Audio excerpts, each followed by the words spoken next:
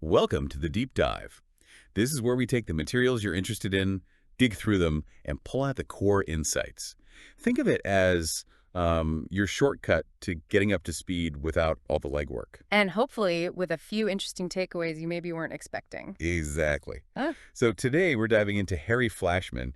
He's not exactly your typical hero, is he? Not even close. We're looking at his character, the George MacDonald Fraser book series, Fraser himself, some key books, and, why we haven't really seen him much on screen. Right. So the mission today is basically to figure out what makes Flashman such an enduring, fascinating anti-hero. Where does he fit in literary history, especially historical fiction? And we've got some great stuff to work with, character analyses, series overviews, stuff on the author, and thoughts on the adaptation problem. Okay, let's jump in. The beginning.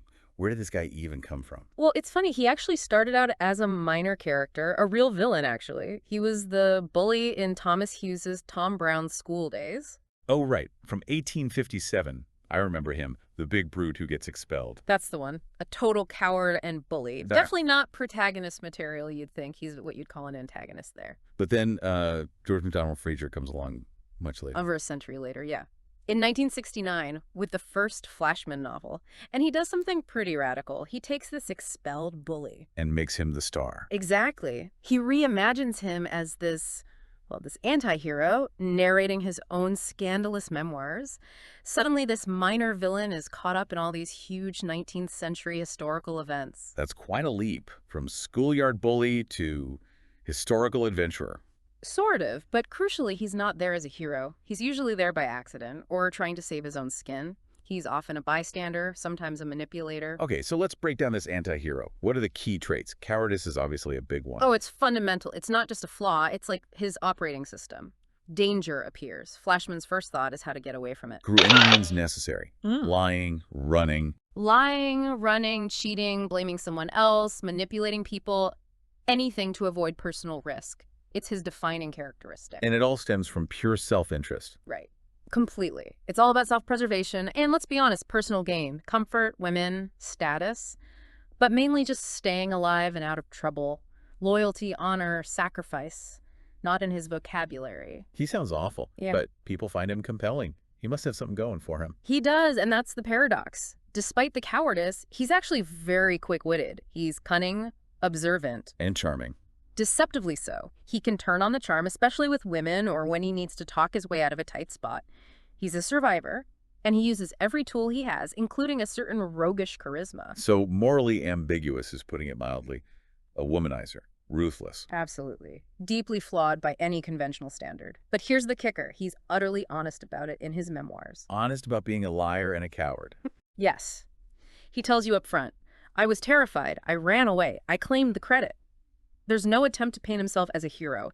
It's this weird, almost shameless candor about his own awfulness that's, well, oddly compelling. Huh. That's interesting. So how does this character type function when dropped into real history? That's where Fraser's genius really shines. Flashman isn't shaping events like a traditional hero. He's swept along by them. He bumbles into massive historical moments. Like which ones?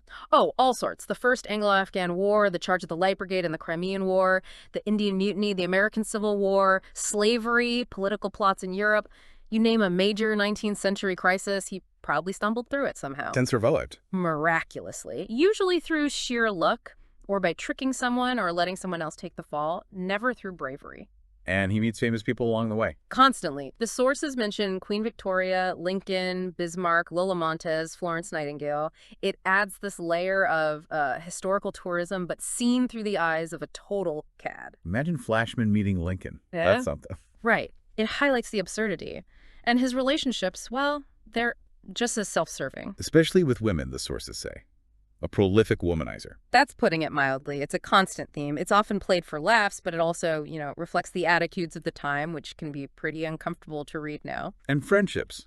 Any genuine connections? Almost never. Friendships, alliances, they're purely transactional for Flashman.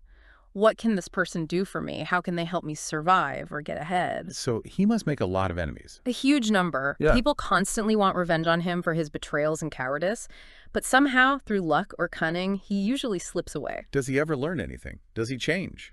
That's another key point. The sources are pretty clear. Not really. He remains fundamentally Flashman throughout the series. No character arc, no redemption. Very little. There might be brief moments where he's maybe forced into acting bravely to save himself from something worse, but the core motivation, self-preservation, never changes. He ends the series pretty much the same scoundrel he started as. Okay, so if he's static, doesn't grow, and is frankly reprehensible, why the literary significance? Why do people keep reading? I think it's a few things. He's a powerful symbol of the anti-hero, the absolute opposite of the stiff upper lip Victorian ideal. So it's satirical. Hugely satirical. It's a commentary on heroism itself, on the British Empire, on Victorian hypocrisy, and honestly, he's just incredibly entertaining in his awfulness, his audacity, his frankness about his own flaws. It's darkly funny. That phrase, parasite on the page of history, really captures it. It does, doesn't it? He feeds off these grand events, offering this worm's eye view that exposes the messiness and, frankly, the opportunism and luck involved, not just heroism. Like holding up a distorted mirror to the Victorian era. Exactly. He embodies the contradictions, the ideal of the noble gentleman versus the often brutal reality of empire, the class system, the prejudices. Fraser uses Flashman to explore that darker side. It makes sense. Now, the sources compare him to other famous literary rogues. That seems like a good way to pinpoint his uniqueness. Let's start with Holden Caulfield. Okay, Holden. Both are honest first-person narrators, right? But their core issues are so different. Flashman's Cowardice is about saving his skin. Holden's, well, it's more about alienation, a rejection of the phony adult world. Different tones, too. Flashman's satirical, often bawdy. Holden's more melancholic. Yeah, reflective, cynical, but with this undercurrent of wanting something genuine. Flashman just wants comfort and safety. Someone joked Flashman would try to chat up Holden's teacher and nick his wallet. Huh. Okay, what about Humbert? Humbert from Lolita. Now that's a dark comparison. Both are morally repulsive narrators who use language to charm, definitely. But Humbert's charm is deeply sinister, masking manipulation and abuse. It makes your skin crawl. Whereas Flashman's awfulness is more out in the open, even celebrated. In a way, it's satirical. You might laugh at Flashman's outrageousness even if you disapprove. With Humbert, there's no laughter, just deep unease and horror. Very different reader experience. Then there's Yossarian from Catch-22, another military character desperate to avoid danger. True, but again, the why is different. Flashman avoids danger because he's a coward, full stop. Yossarian avoids danger because he sees the insanity of the war, the absurdity of the system. So Yossarian's cowardice is almost principled. A protest. You could argue that. It's an existential rebellion against Catch-22 itself. Flashman's is just self-interest. We might sympathize with Yossarian's plight, while with Flashman, it's more like amazed disbelief that he gets away with it. Okay, Tyrion Lannister from A Song of Ice and Fire. Wit. Survival skills. Similarities there, for sure. Both use intelligence and charm in dangerous worlds, but Tyrion, despite his flaws, shows flashes of genuine kindness, loyalty, even a moral compass sometimes. Which Flashman completely lacks. Utterly. And Tyrion's often dealing with being an outcast despite his power and status, whereas Flashman is always maneuvering within the system for personal gain. Different dynamics. Last one. Tom Ripley. The talented Mr. Ripley. Another charming sociopath. Yeah, maybe the closest in terms of pure manipulative charm. But Ripley is actively violent when cornered, whereas Flashman avoids violence personally if he possibly can. And Ripley's motivation is different too, isn't it? More about identity. Exactly. Ripley wants to become someone else. Flashman just wants to survive and be comfortable as Flashman, however awful he is. The joke there is Ripley might kill Flashman to steal his life, but Flashman would have already run away. Huh. Okay, so distilling all that. What makes Flashman uniquely resonant? I think it's that combination, the total lack of repentance or growth, his grounding in meticulously researched real history. Being that parasite on actual events. Yeah, and that bizarre weaponization of truth. Confessing his sins without shame somehow makes him perversely likable, or at least fascinating. You can't help but read on to see what appalling thing he does next and how he justifies it. It's a strange appeal. Let's talk more about the series itself, the Flashman Papers. Right. It's historical adventure, but filtered through this unreliable, cowardly narrator. Fraser's research was famously detailed, so you get this incredible sense of time and place. But skewed by Flashman's perspective. Completely. It's history mixed with satire, dark humor, and, thrilling action sequences, even if the hero is trying his best not to be involved in them.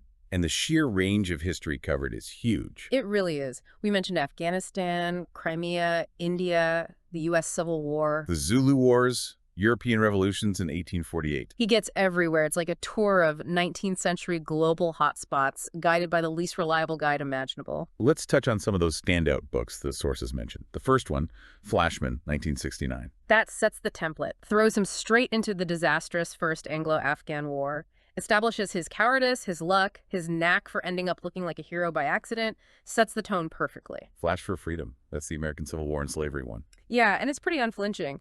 Uses Flashman's utter lack of morals to look at the hypocrisy on all sides. It's dark satire, definitely. Flashman at the Charge Crimea. That's the one. The famous Charge of the Light Brigade, brilliant depiction of military chaos and incompetence, all seen through Flashman's terrified eyes as he tries desperately to avoid getting killed. There's a great bit where he, well, basically gets stuck and ends up charging accidentally. Classic Flashman. Royal Flash sounds different. European politics. Yeah, it's based loosely on The Prisoner of Zenda.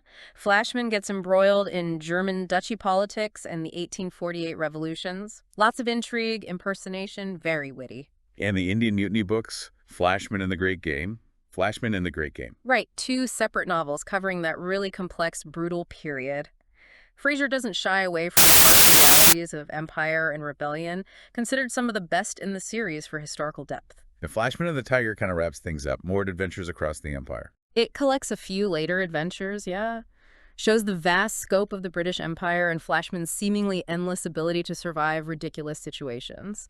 The whole series is popular because it blends that history, the dark humor, and this unforgettable character to explore big themes: war, empire, morality, in a really unique way. And the man who created all this, George MacDonald Fraser. Yeah, lived from 1925 to 2008, passed away from cancer. And he had real-world experience that informed the books. Definitely. He served in the British Army in World War II, saw action in the Burma campaign. Tough stuff.